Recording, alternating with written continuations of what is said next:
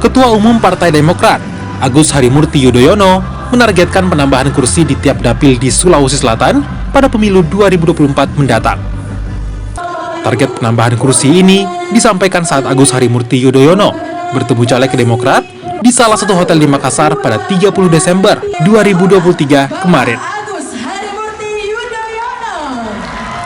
AHY optimis dan meminta seluruh pihak bekerja sama dan lebih keras dalam menggalang suara untuk memenangkan Partai Demokrat.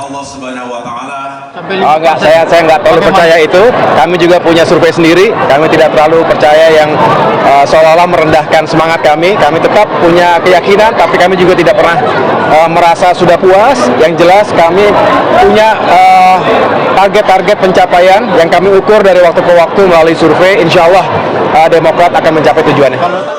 Calon legislatif Partai Demokrat Kota Makassar menyambut baik optimisme AHY.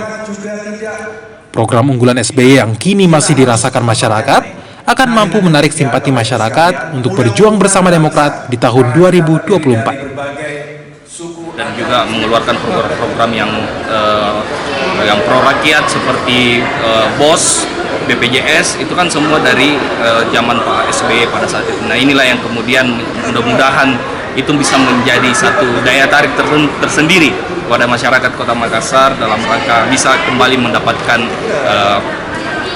perhatian dan juga keterpilihan Partai Demokrat di Kota Makassar.